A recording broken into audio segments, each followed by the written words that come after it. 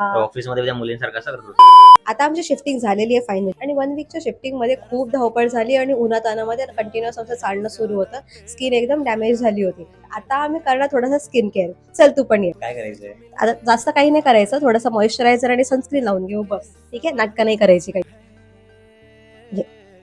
लावशील ना? तसं नाही गोळा होऊन मी. डायरेक्ट तूप खाऊन रूप. रोज रोज लावावं लागतं. माता कशाला लावायला देते रोज लावायचं तर? रोज लावायचं. मग आज लावायचं, उद्या लावायचं. तर हे घे थोडंसं सनस्क्रीन लाव. की मी लावून देऊ तुला? मी लावून. ठीक आहे, लावतो ना. ज्यांना ज्यांना सनस्क्रीनचे बेनिफिट्स माहिती आहेत ते प्लीज कॉमेंट्स मध्ये लिहा.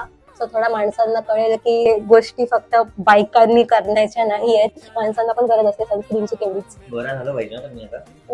गोरा झालं ना बापरे, किती गोरा झाला तर. दिसतोय का मी गोरा? प्लीज कॉमेंट करून सांगा. याचा मला काही फायदा होणार आहे का नाही ते पण मला कॉमेंट मध्ये सांगा. दर 3-4 तासाने सनस्क्रीन लावायची राहते दिवसा. ऑफिस मध्ये त्या मुलींसारखं असं करतो. तू समोर नाही केलं त्यांची चालेल, तू वॉशरूम मध्ये करू शकतोस. थोडंसं पावडर लावून घे. वॉशरूम मध्ये हे सर्व केलं तर मग तो स्टिरियोटाइप बंद करावा लागेल माणसाला. तू थोडी असं फाउंडेशन वगैरे लावतोय, तू तर सनस्क्रीन लावतोय ना. थोडा पावडर यासाठी दिसतोय गोरा मी? तुला स्टिकी स्टिकीने वाटणार फेसवर. फ्रेश वाटतं आता त्याला मला आंघोळीनंतर वाटतं ना फ्रेश. खरंच थोडंसं. ठीक आहे, बघ कसं दिसतंय.